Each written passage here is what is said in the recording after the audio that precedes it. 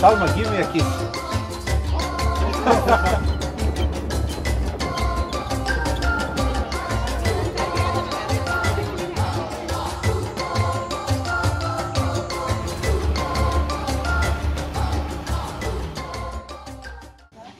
Na samo 10 km od Nairobija nalazi se jedna od najpoznatijih turističkih atrakcija, Žirafa centar. Ovdje ćete moći vidjeti žirafu u svom prirodnom okruženju, ali ćete usput dobiti i pokoji francuski poljubac. Još jedna veoma bitna informacija, ako dolazite ovdje, primaju samo i isključivo kreditne kartice, ulaz se plaća, ja mislim, nekih $12-13 i na ulazu dobit ćete posudu od kokosa sa hranom gdje ćete hraniti žirafu. Vreme je da vam pokažem.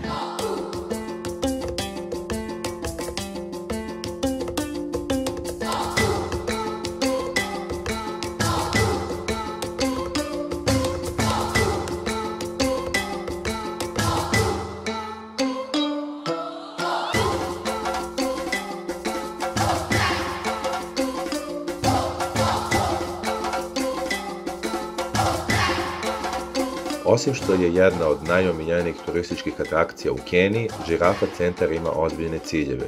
Pod vodstvom Afričkog fonda za ugrožene životinje, ovdje su uspješno očuvane i ojačane populacije retke rotišil žirafe. Sve je počelo davne 1979. godine kada je Jock Melville sa svojom ženom Betty spasio 2 žirafe i započeo ovaj program. Danas postoje preko 20 žirafa od kojih svaka ima posebno ime. Poseban utisak na mene ostavila je Salma, od koje sam dobio pravi francuski poljubac.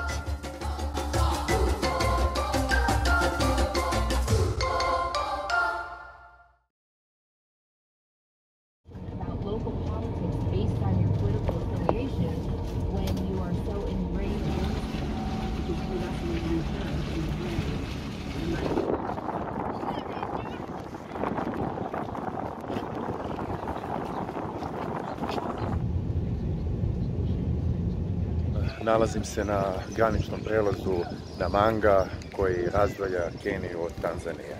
Od Nairobija do ovog graničnog prelaza trebalo mi je nekih 3,5 sata, iako ima samo 110 km zbog lošeg puta, ali bitno je da sam stigao.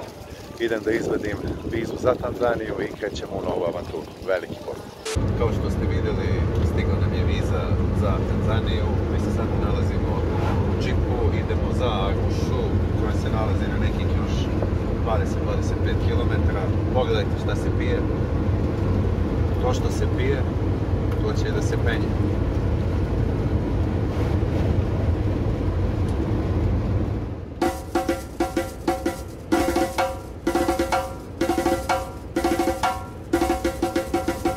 Većina onih koji žele da dožive pravi duh Afrike, svoj obilazak prirodnih lepota Tanzanije započinju u Aruši, koju još nazivaju i Ženevom Afrike. Haos u saobraćaju, vrlo napadni ljudi, ogromna prašina na ulicama, lokalni marketi i stari busevi dovode do toga da se osjećate kao i John Wayne, koji je ovdje snimao svoj čuveni film Hatari. Probijam se kroz lokalnu pijacu, nešto mi dobacuju, ne znam šta. Bitno je samo da se smejemo i da je dobro raspoloženje.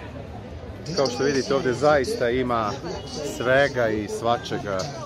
Iskreno, proputovao sam mnogo, ali do sada nisam bio u ovakvoj situaciji da sam bukvalno jedini turista, a šetam kroz pijacu već nekih pola sata.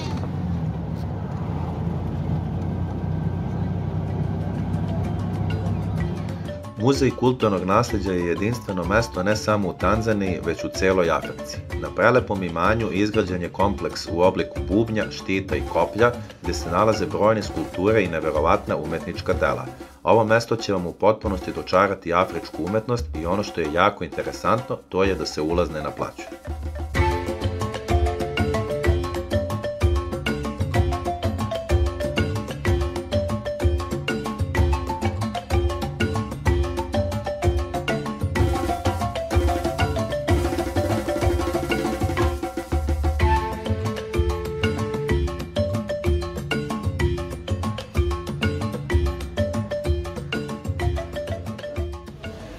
Ono što je zanimljivo, to je da svaku skulpturu i sliku možete da kupite, to je da ostavite ponudu, pa ukoliko je vaša ponuda najviša, slika će biti vaša. Nažalost, ja nemam para da ostavim ponudu zato što su slike zaista preskupe, ali sam zato kupio ovaj prelepi kožni novčanik sa prelepim afričkim detaljima.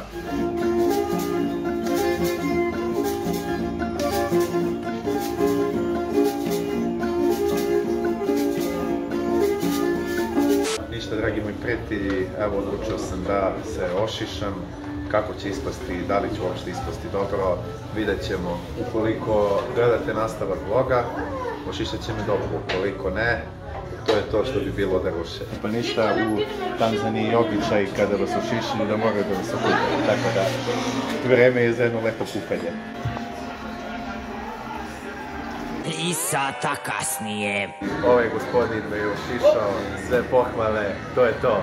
Jedan primer ručka u Tanzaniji, ovo je neka piletina sa spanaćem, bananom i rižom. Ovo je sve isto, samo što je riba u pitanju.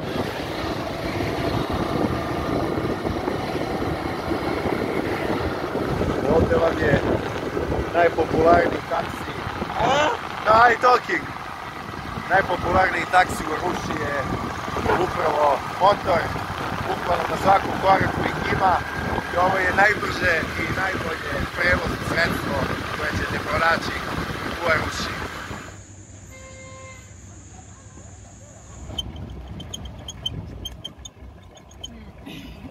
Ušli smo u nacionalni park Tarangire i prvo što se dogodilo nije da smo videli afričkog slona ili lava, već je to da nam je pukla guma.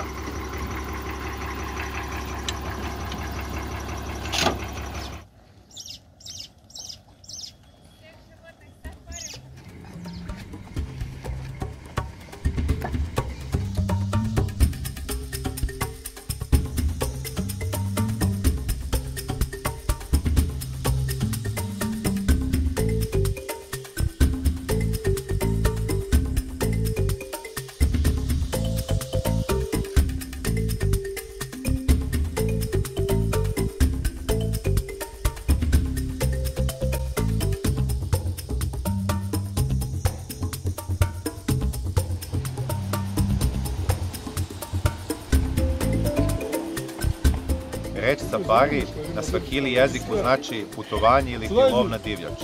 Ako se pitate zbog čega, pa to je zbog toga zato što su u prošlosti safari ture organizovali isključivo zbog lova. Srećom, danas se to promenilo, tako da je sada zaista pravo uživanje otići na safari i vidjeti životinju u svom prirodnom okruženju. Odlazak na safari ne liči ni na jedno pređašnje iskustvo u životu. Sa jedne strane uzdiže se Kilimandžaro, najviša planina crnog kontinenta, dok sa druge strane nalazi se jezero Manjara za koje je Hemingway rekao da je nešto najlepše što je video. Dok se vozim džipom, prisjećam se svih dokumentaraca koje sam gledao na Nacionalnoj geografiji. Prvo primećujem veličanstvenog lava kako opušteno spava. Može mu se jer je kraj džungle. Malo kasnije nailazim na afričke slonove koji uživaju u hladovini ispod baobab drva koji je simbol ovog kontinenta.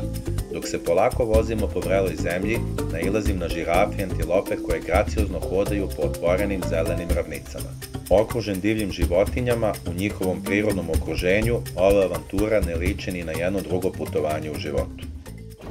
Inače, u Tanzaniji postoje čak 16 nacionalnih parkova i ovu zemlju ne zovu bez razloga zemljom safarija. Ne znam da li ste znali da Simba, glavni junak crtanog filma Lion King, na swahili jeziku znači lav, i da su upravo mnoge scene snimane ovde u jednom od nacionalnih parkova u Tanzaniji. Ono što sam želeo da kažem to je da safari je izuzetno skup, pogotovo za naše primanja, tako da jednodnevni safari košta između $250 i $350.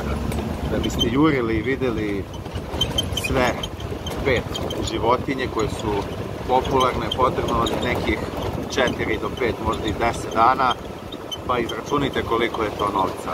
Ja sam zbog drugarice koja je volontirala u Tanzaniji dobio kontakt i platio sam jednodnevan safari $180, što je zaista povoljno za ovu avanturu. Jurimo slona, pogledajte vi samo ovo.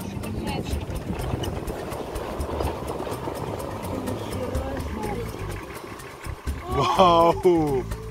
Ne mogu rečima da vam opišem ovo.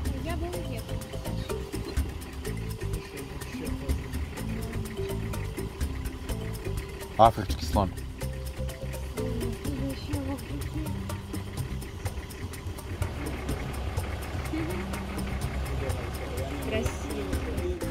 Onog trenutka kada kreneš na safari džipom i ugledaš prvu divlju životinju kako slobodno šeta nepreglednim ravnicama, shvatiš da ćeš teško uspjeti da dočaraš rečima kako se osjećaš. Tada shvatiš da si u Africi. Sada i zauvek.